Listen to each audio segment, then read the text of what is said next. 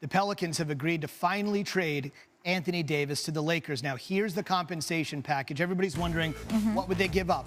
Lonzo Ball, Brandon Ingram. Remember, Ingram has the blood clots in his arm, so that's an issue.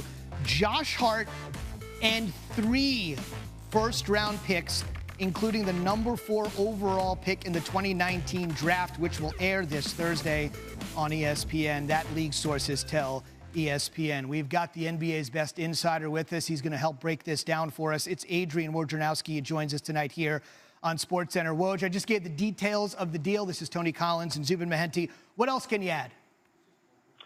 Zubin, Tony, this is a monster haul for the New Orleans Pelicans to get 2 starters, Lonzo Ball, Brandon Ingram, an outstanding young player in Josh Hart, and 3 first-round picks, including the number 4 overall pick in Thursday's draft, which allows New Orleans not only to draft Zion Williamson at 1, but at number 4, get another, potential very good young player. But for the Lakers, they paid a steep price to get the player they had to get, Anthony Davis.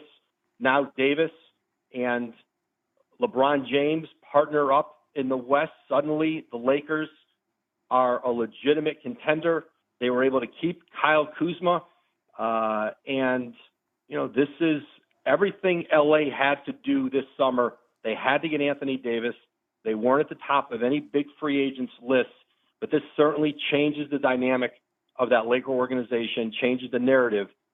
They've got Anthony Davis, who has said all along he plans to sign a long-term extension with the Lakers next summer when he can become a free agent. This is very interesting. Tony and I have so many questions for you, and obviously we're going to continue to hit you with them here until 7 p.m. Eastern time. It's become the biggest story, obviously, in the sports world right now. David Griffin is now the executive vice president of the New Orleans Pelicans, had a good relationship with LeBron from his days when he ran the Cleveland Cavaliers. Do you sense in any way the insistence that the fired Dell Demps wouldn't make this move with the Lakers, but the relationship that Griffin might have with the Lakers, Rich Paul, LeBron, in any way, did that allow this deal to get done more quickly?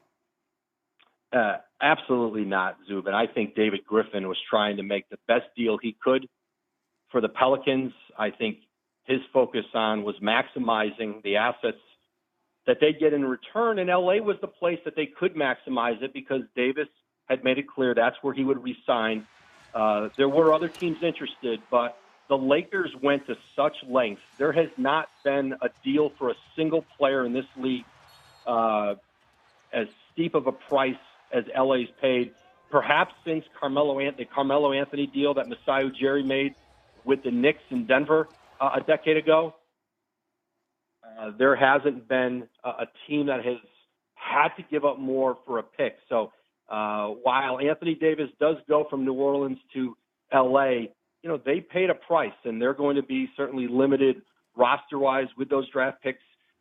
They lose, the core, very good young core there, but this is a deal LA had to make, and they paid a steep price for it.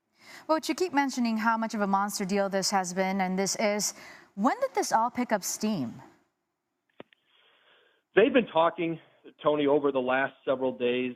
I think talks picked up as we headed into the weekend, Thursday, Friday. New Orleans had wanted to get this deal done by the weekend ahead of Thursday's NBA draft. Now they've got that 4th overall pick. They've got to decide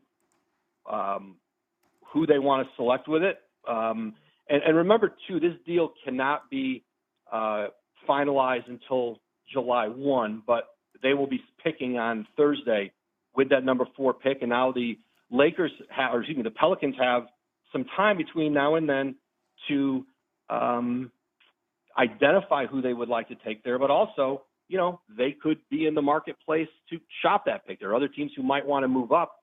So this gives the Pelicans a lot of options here between now and the draft. Woj, I wanted to ask you about one person conspicuously not in this deal, and this was a guy maybe only second to Anthony Davis in this deal that was talked about more than anybody else as the Pelicans and the Lakers tried to make something happen, and that is Kyle Kuzma. Again, it's Ball, Ingram, Hart, and a trio of first-round picks. Kyle Kuzma not being included in this deal tells you what from the Lakers' vantage point? Well, they had to give up in other areas, giving up the 3 firsts, giving up Josh Hart as part of the deal, who's an outstanding rotation player. for the Lakers. And Kyle Kuzma is a very good young player, but without him in this deal, it is still substantial to New Orleans. And certainly Kuzma now will partner with James and Davis. He'll be a key part of that Laker team, but it gives a lot of flexibility financially in New Orleans. They're going to be able to, they have cap space this summer. They can go out and add to this core. They believe Zion Williamson's going to be everything that people think he's going to be, a legitimate franchise player.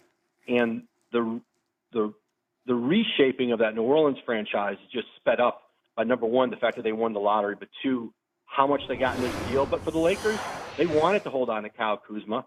That was important to them. They did, and certainly he's a player that can help them win now, but they gave up plenty else.